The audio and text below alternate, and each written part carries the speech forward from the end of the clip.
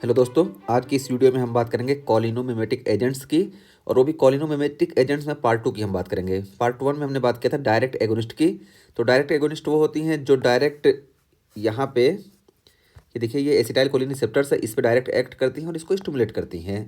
लेकिन आज हम बात करने वाले हैं इनडायरेक्ट एगोनिस्ट की, और ये होते हैं एंटी कोलिनेस्टरेज। तो एंटी कोलिनेस्टरेज क्या होते हैं हमें सबको मालूम है, एक बार फिर से देख लेते हैं। तो ये देखिए, यहाँ पे एंटी कोलिनेस्टरेज एंजाइम होता है, और ये जो कॉलिनोमिमेटिक एजेंट्स यहाँ होते हैं जैसे एसिटाइल कोलिन ईटीसी, तो ये इसका ब्रेक डाउन कर देता है। ब्रेक डाउन करने से इसकी कंसंट्रेशन यहाँ पे कम हो जाती है।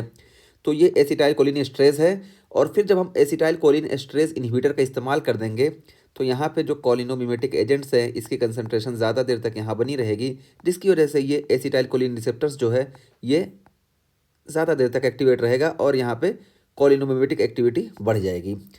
तो यही यहाँ पे है कि इनडायरेक्ट एगोनिस्ट या एंटी कोलिन एस्ट्रेज। तो एंटी कोलिन एस्ट्रेज का हमने देख लिया कि यहाँ पे जब ये एसिटाइल कोलिन एस्ट्रेज को ब्लॉक कर देगा तो उसकी वजह से एसिटाइल कोलिन की कंसंट्रेशन यहाँ पे ज़्यादा हो जाएगी। तो ये देखिए, जो यहाँ पे 5 तरह की दवाएं बताई गई हैं, 5 ग्रुप्स हैं, इन सब में एसिटाइल कोलिन का कंसंट्रेशन बढ़ जाएगा, ये एक कॉमन चीज़ है। और बाकी सबका अलग अलग इस्तेमाल है और हल्के हल्के चेंजेस हैं, वो सब हम बात करेंगे। तो एक चीज़ और देख लीजिए, यहाँ पे देखिए, ये जो 3 ड्रग्स हैं और ये फाइजोस्टिग्मिन, ये चारों ये टर्शरी अमाइन हैं। तो ये टर्शरी अमाइन होने की वजह से ये ब्लड ब्रेन बैरियर को ईजिली क्रॉस कर लेते हैं, जिसकी वजह से ये सीएनएस में भी चले जाते हैं, ये 4 ड्रग्स। और ये जो 3 ड्रग्स हैं ये क्वार्टनरी अमाइंस हैं, जिसकी वजह से ये ब्लड ब्रेन बैरियर को क्रॉस नहीं कर पाते, इसकी वजह से ये सीएनएस में नहीं पाए जाते हैं।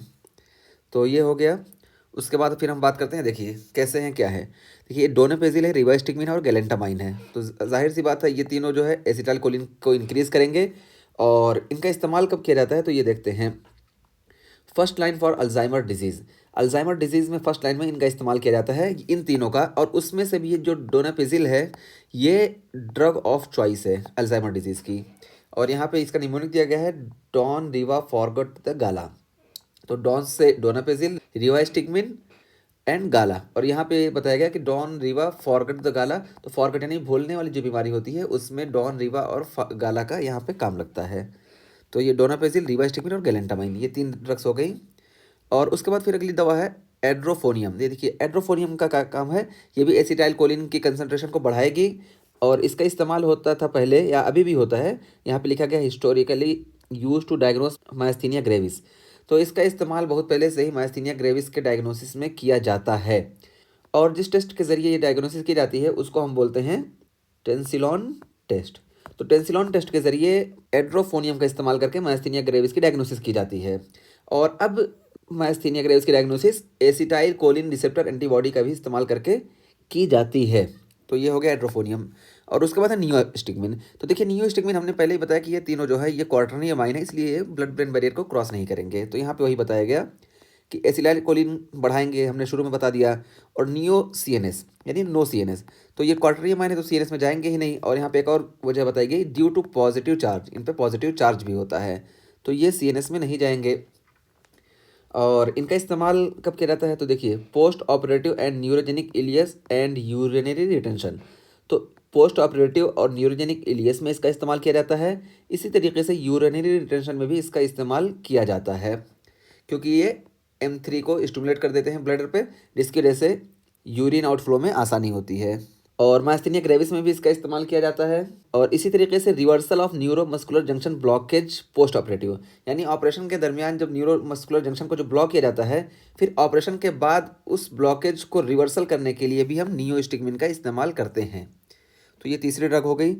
और फिर उसके बाद हम बात करते हैं पायरिडोस्टिग्मिन। तो देखिए, पायरिडोस्टिग्मिन इंक्रीज एसिटाइल कोलिन, कॉमन बात है। इंक्रीज मसल स्ट्रेंथ, मसल की स्ट्रेंथ को ये बढ़ाएगी।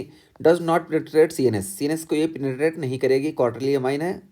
और तो देखिए, ये मायस्थीनिया ग्रेविस की ड्रग ऑफ चॉइस है, क्योंकि ये लॉन्ग एक्टिंग है। तो लॉन्ग एक्टिंग होने की वजह से इसको मायस्थीनिया ग्रेविस की ड्रग ऑफ चॉइस बताया गया। और यूज्ड विद ग्लाइकोपाइरोलेट, हायोसामिन और प्रोपेंथिलीन टू कंट्रोल पायरिडोस्टिग्मिन एडवर्स इफेक्ट।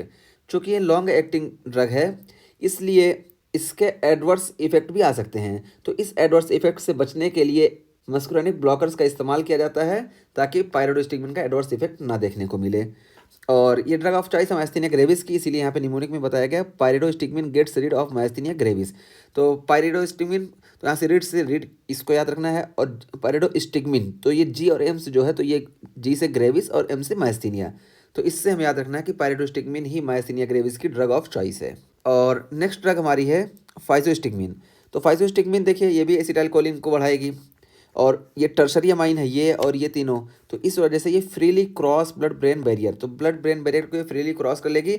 और इसमें देखिए चार्ज भी नहीं होता है, तो आसानी से ये ब्लड ब्रेन बैरियर को क्रॉस कर लेगी, जिसकी वजह से ये सीएनएस में अवेलेबल होगी और सीएनएस में इसका इफेक्ट देखने को मिलेगा। और इसका इस्तेमाल antidote for anticholinergic toxicity, anticholinergic toxicity जो होती है, जैसे एट्रोपिन वगैरह से जो एंटीकोलिनर्जिक टॉक्सिसिटी होती है, उसमें इस फाइजोस्टिग्मिन को एंटीडोट के तौर पर इस्तेमाल किया जाता है। तो यहाँ पे वही बताया गया, देखिए फाइजोस्टिग्मिन फाइजेक्स एट्रोपिन ओवरडोज, तो फाइजोस्टिग्मिन एट्रोपिन के ओवरडोज को ख़त्म करती है।